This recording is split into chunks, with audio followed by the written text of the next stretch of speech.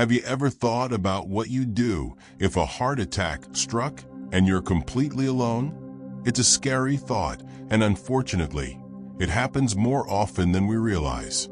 Lots of folks believe they'll have time or that someone will be there to help. But the truth is, the first few minutes are the most critical, and what you do or don't do can make all the difference. The good news is, even if you live alone or spend most of your time by yourself, you can still survive a heart attack if you act fast and know exactly what to do. In this video, we're going to walk through 7 crucial things you got to do the moment a heart attack begins, and you're the only one around. These steps are simple, practical, and life-saving. You don't need medical training. You don't need fancy equipment. You just need to be prepared and stay calm. We'll break it down step by step.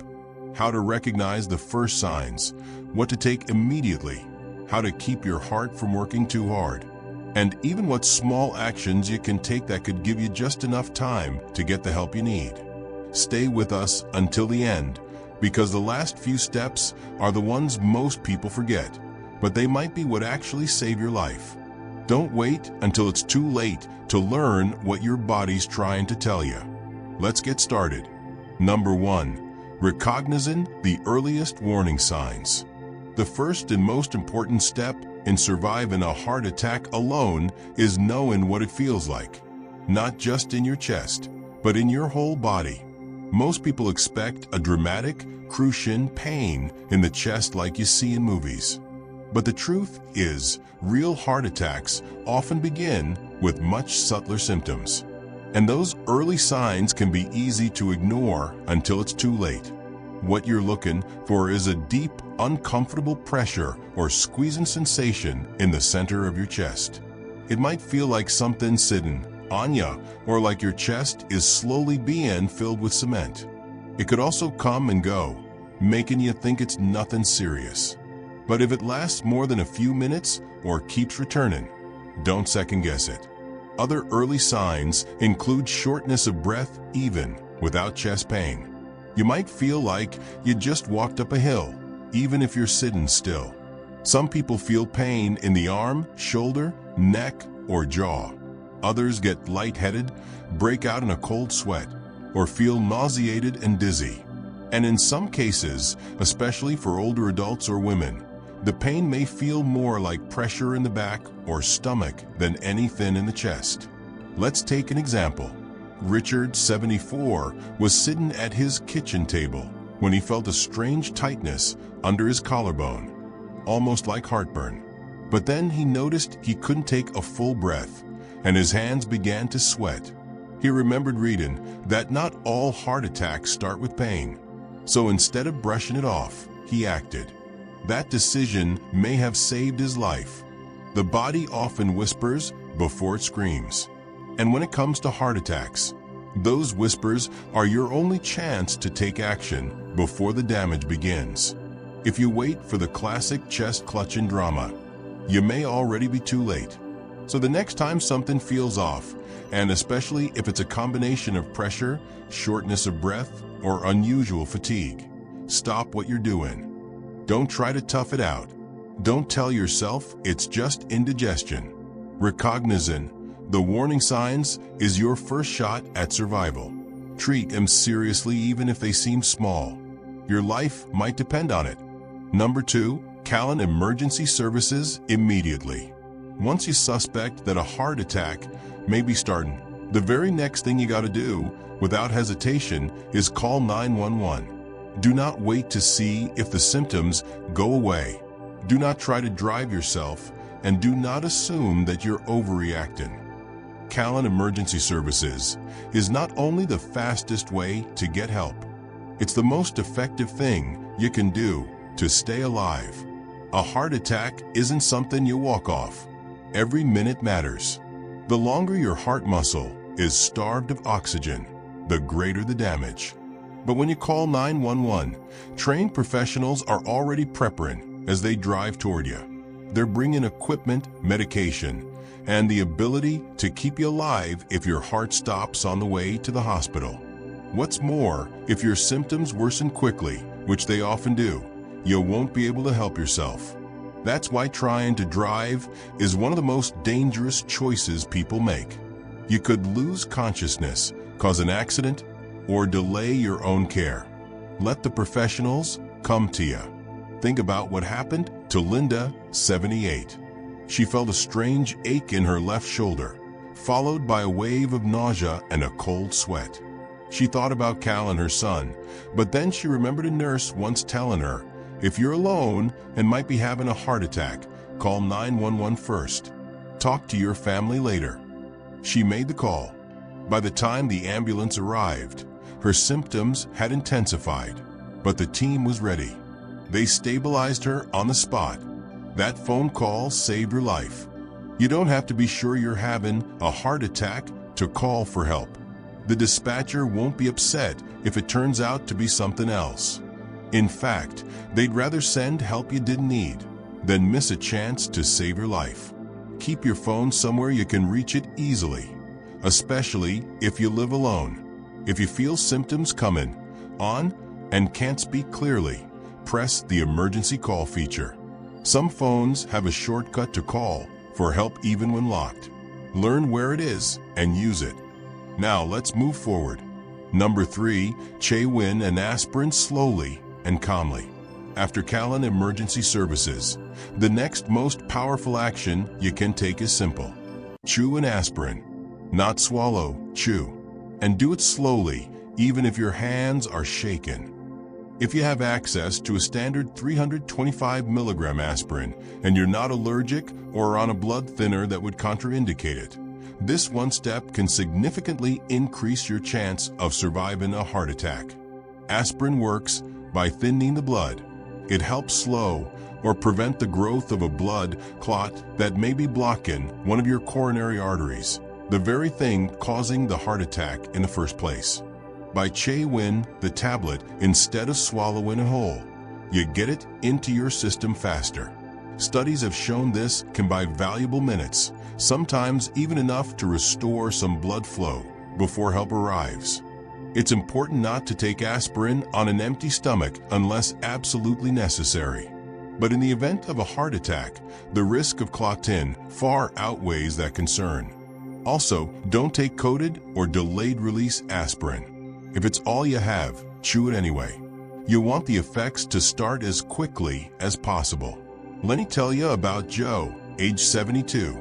One morning, he felt a tightness spreading from his chest to his neck. He remembered he had a bottle of aspirin in the kitchen cabinet. He chewed one while sitting down and waiting for the paramedics. Later, his cardiologist told him that single action likely reduced the damage to his heart muscle. That little pill, he said, kept things from getting worse. If you live alone, make sure aspirin is easy to access. Store some in a nightstand, your kitchen drawer, or even in your wallet. Make sure it hasn't expired, and tell your loved ones where you keep it in case they ever need to help you. This small act may seem too simple, but it's grounded in science and practiced by emergency responders around the world. Chaewin aspirin during the onset of a heart attack isn't just a tip, it's a proven intervention.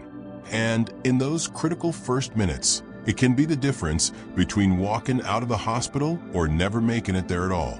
Number 4, sitting or lying down to protect your heart. Once you've called for help and taken aspirin, your next job is simple but absolutely critical. Stop moving. Sit or lie down in the safest, most comfortable position you can. This isn't the time to pace, gather belongings, or unlock doors unless it's absolutely necessary. Any additional physical effort puts more strain on your heart, which is already struggling to get enough oxygen. Ideally, you want to sit with your back supported, feet flat, and arms resting loosely. This helps reduce your heart's workload while you wait for paramedics. If you feel faint or lightheaded, lie down on your side with your head slightly elevated. And don't try to power through the discomfort. That mindset might have served you well in other parts of life. But in this moment, it's a risk you can't afford. It's common for people to feel embarrassed, calling for help, and then sitting there doing nothing. But make no mistake, doing nothing is doing something. It gives your heart a chance to stabilize. It slows your breathing, and it keeps your body from burning through its already limited oxygen supply. Take the story of Alice, 81. When she felt pressure radiating across her chest, her first instinct was to clean up the kitchen and get herself together. But she remembered what her doctor once said: "If you think it's your heart, sit down. Everything else can wait." She sank into her favorite recliner and waited for help. That stillness, she later learned, likely prevented her symptoms from escalating into full cardiac arrest. So, if you ever feel those symptoms creeping in, pressure, shortness of breath, dizziness, don't try to finish what you're doing. Stop right where you are, or move as little as possible to a safer spot. Sit or lie still, breathe slowly, and let your body focus on just one job: surviving. And here's something simple, but often overlooked. If you're on a chair without armrests, don't let your body slump. Keep your spine supported and your breathing open. The more relaxed and upright your position, the less effort your heart has to make. Now let's move forward. Number 5, unlocking your door for emergency responders. If you still have enough strength after calling for help and settling down, one of the most helpful things you can do is unlock your front door. It may seem like a small step, but in an emergency, even seconds matter, and a locked door can delay treatment when time is everything. Paramedics are trained to break in if needed, of course. But forced entry adds time, causes damage, and might even startle or injure you if you're close to the entry point. Unlocking the door in advance lets them walk right in and begin care immediately. That simple act could save several minutes. Minutes that your heart might not have. If you live alone, especially in an apartment or gated community, think through the logistics before a crisis ever happens. Is your door easy to open from the inside? Do you have a visible address? Is there a spare key someone close by can access? These are things that don't seem urgent until they suddenly are. Consider Paul, 76, who lives in a small condo.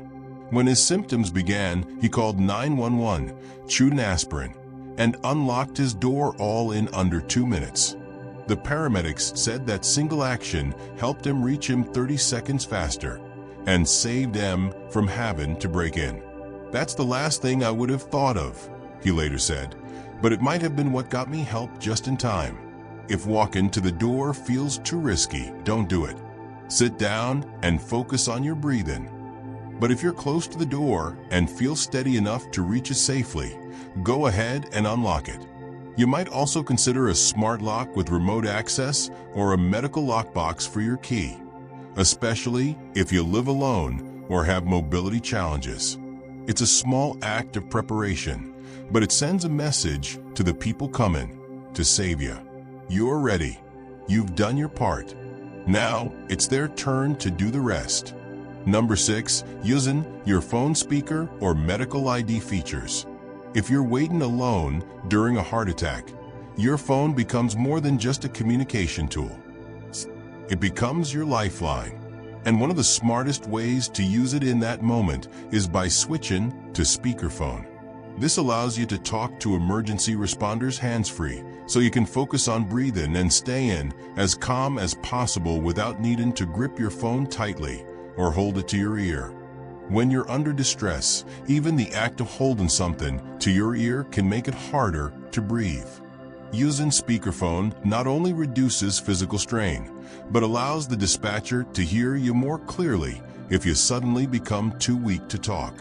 It also lets them listen for signs of your condition in the background, your breathing, your movements, even your tone. Beyond that, every smartphone now has something just as critical: your emergency medical ID. On an iPhone, it's accessible even from the lock screen. On Android phones, there's often a similar feature.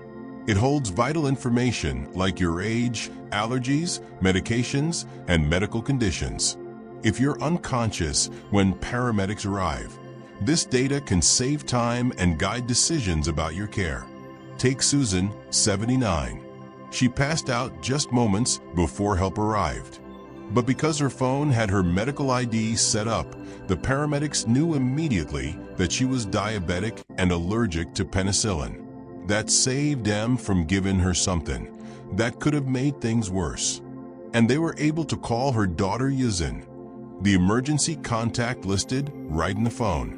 Setting up this information takes less than 5 minutes, and it lasts forever. Include your name, birth date, any major conditions, medications you take, allergies, and 1 or 2 emergency contacts. It's not just for tech-savvy folks.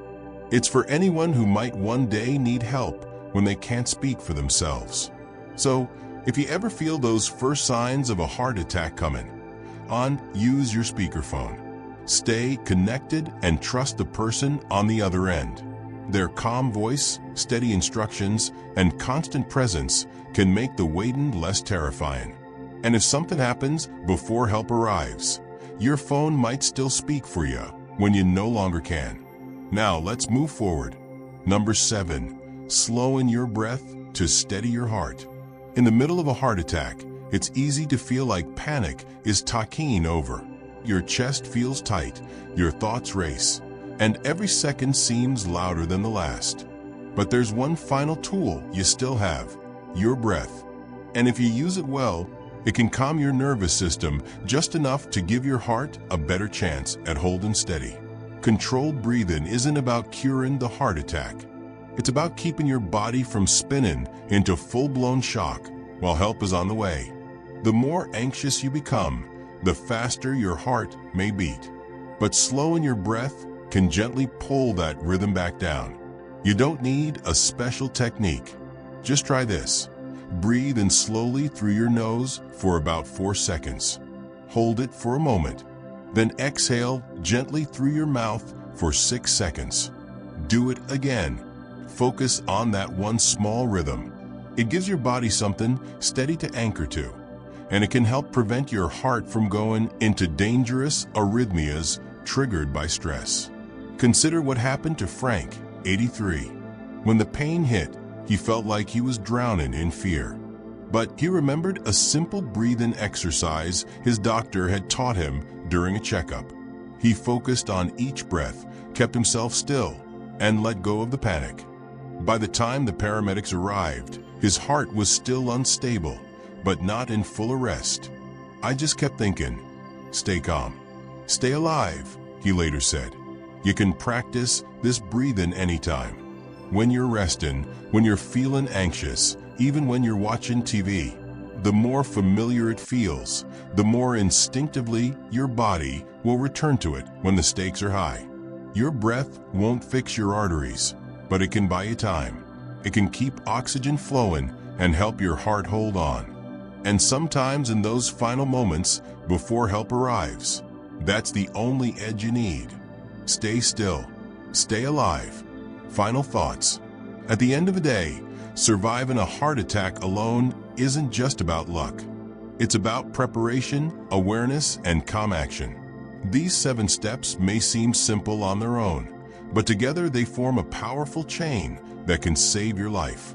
Recognize the warning signs. Call for help immediately. Take aspirin if you can. Sit or lie down to conserve your strength. Make it easier for help to reach you. Use your phone's tools wisely and slow your breathing to keep your heart steady. Each one of these measures buys you a little more time. Each one gives you a little more control. And each one says something important, that even when you're alone, you're not powerless. Heart attacks can feel like the most frightening kind of solitude. But these steps remind you that you're not truly helpless. Not even for a second. You have tools, you have knowledge, and you now have a plan. So ask yourself what stood out the most to you today. Was there a step you hadn't considered before, or one that you now see in a different light? Think about how you can apply this to your own life, and maybe even share it with someone you care about. It might not just save your life, it could save theirs, too.